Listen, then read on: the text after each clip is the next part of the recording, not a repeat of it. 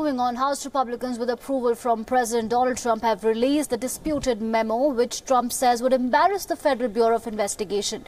The controversial 4-page memo created by Republican staffers alleges abuse of surveillance authority by the Justice Department and the FBI.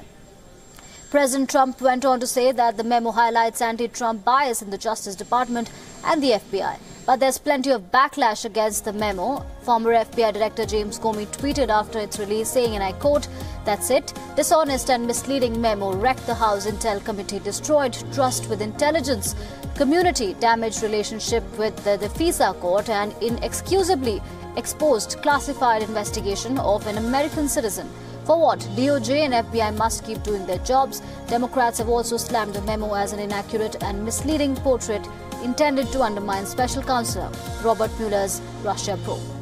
U.S. Attorney General Jeff Sessions, however, is planning to refer the declassified memo to the department's internal watchdog office for investigation. As for the man himself, this is what Trump had to say. I think it's terrible. You want to know the truth? I think it's a disgrace. What's going on in this country, I think it's a disgrace.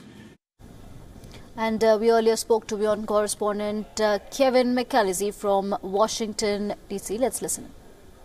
Yeah, that's right. The reporting suggests that long before Donald Trump actually read the contents of this memo, we believe that happened on Wednesday at the White House, he was very firmly behind getting it out to the American people. He thinks it will play into his narrative that he has been building before he even got into power, that the FBI and elements of the Department of Justice are rigged. And they're rigged because there is anti-Trump bias within them. And he believes that is part of the law enforcement system, these pillars of justice that are so integral to the United States. But Donald Trump has had no pause in trying to undermine them here by supporting the release of this memo. And what it causes now is some doubt over the future of the FBI director, Christopher Wray, who of course was selected personally by Donald Trump to head the Bureau 6 months ago.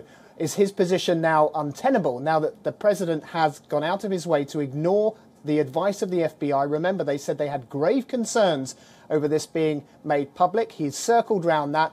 He's pushed for the release. You've also got the Deputy Attorney General, Rob Rosenstein. He also went to the White House alongside the director of the FBI to plead with them not to have this memo made public. So you have open conflict in Washington at the moment between Democrats and Republicans, between the White House, the Department of Justice and the FBI.